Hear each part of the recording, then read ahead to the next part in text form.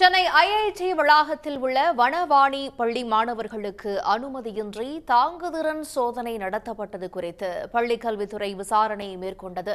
விசாரணை குழுவிடம் மாணவர்கள் பரபரப்பு வாக்குமூலம் அளித்துள்ளனர். சென்னை ஐஐடி கல்வி அறக்கட்டளை சார்பில் இயங்கி வரும் வனவாணி மெட்ரிக் பள்ளியில் பெற்றோர் மற்றும் கல்வித்துறை அதிகாரிகள் அனுமதியின்றி சில மாணவர்களுக்கு தாங்குதிறன் சோதனை நடத்தப்பட்டுள்ளது. கடந்த ஆகஸ்ட் 19ஆம் தேதி ஸ்மார்ட் ஷூ இன்சோல் மற்றும் ஸ்மார்ட் வாட்ச்களை மாணவர்களுக்கு அணிவித்து தாங்குதிறன் சோதனை நடத்தப்பட்டதாக தெரிகிறது. அப்போது மாணவர்களின் சக்தியை மீறி குதிக்க வைத்தும் ஓட வைத்தும் சோதனை செய்ததுடன் உணவு குடிநீர் வழங்க மறுத்ததாகவும் பெற்றோர் தரப்பில் குற்றம் சாட்டப்படுகிறது. இதுகுறித்து புகார் அளித்தும் சென்னை ஐஐடி நிர்வாகம் நடவடிக்கை எடுக்கவில்லை என்று பெற்றோர்கள் கூறிய நிலையில் பள்ளிக்கல்வித்துறை தலையிட்டு விசாரணைக்கு உத்தரவிட்டது. வனவாணி பள்ளி முதல்வரும் பணியிடை நீக்கம் செய்யப்பட்டார். பள்ளிக்கல்வித்துறை சார்பில் அமைக்கப்பட்டுள்ள உயர்மட்ட குழு விசாரணையை தொடங்கியுள்ள நிலையில் பெற்றோர்கள் நேரில் ஆஜராகி தங்கள் தரப்பு கருத்துக்களை தெரிவித்தனர். தங்களது ஷூக்களில் இருந்த பேடை கழற்றிவிட்டு ஷூ பேட் போன்ற கருவியை பொருத்தியதாகவும் கையில் மிகவும் டைட்டாக வாட்சை கட்டிவிட்டதாகவும் சோதனைக்கு உட்படுத்தப்பட்ட மாணவர்கள் வாக்குமூலம் அளித்துள்ளனர்.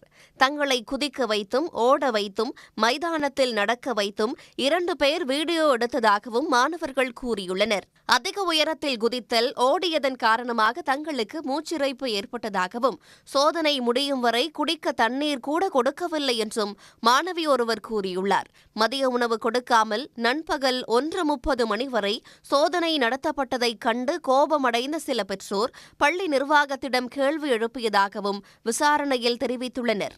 அங்கே ஏற்கனவே ஒரு மாணவர்கள் மீது நடத்தப்பட்ட ஒரு பரிசோதனை, அதை பற்றி சில பெற்றோர்கள் உள்ள கேள்வி எழுப்ப போகும்போது தான் பெற்றோர்கள் உள்ளே வருவதனால தானே இவ்வளோ பிரச்சனைகள் நடக்குது, நீங்கள் உள்ளவே வரக்கூடாதுங்கிற ஒரு ரெஸ்ட்ரிக்ஷன் கொண்டு வந்திருக்காங்கிறதே எங்களுக்கு தெரியுது. அதே ஒரு பெற்றோராக எங்களுக்கு ரொம்ப ஷாக்காக இருந்தது. அதை பற்றி பேசும்போது முறையான எந்த பேச்சுவார்த்தையுமே அங்கே நடத்தப்படலை. யாரும் அதை பற்றி பேசவும் முன் வரலை.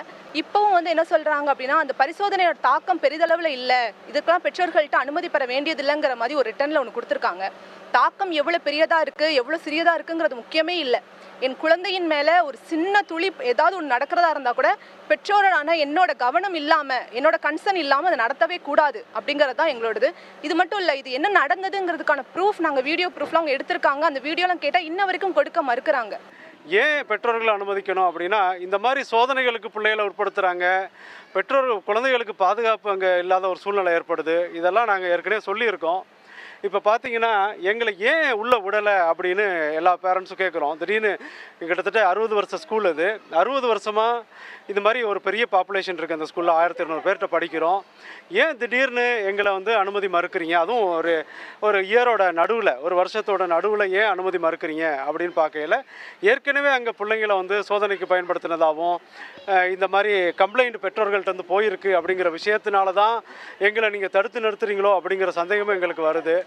அதனால் எங்கள் பிள்ளைங்களுக்கு உரிய பாதுகாப்பு வேணும், எங்களை உள்ளே அனுமதிக்கணும், எங்கள் பிள்ளைகளை நாங்கள் கண்காணிப்பு உட்படுத்தணும், ஒரு பெற்றோர் ஆசிரியர் கழகம் வேணும் அப்படின்னு கேட்டிருக்கோம்.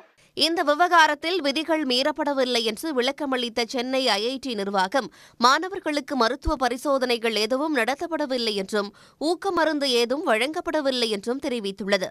உடனுக்குடன் செய்திகளை தெரிந்து கொள்ள சன் நியூஸ் பெல் ஐகானை கிளிக் பண்ணுங்க.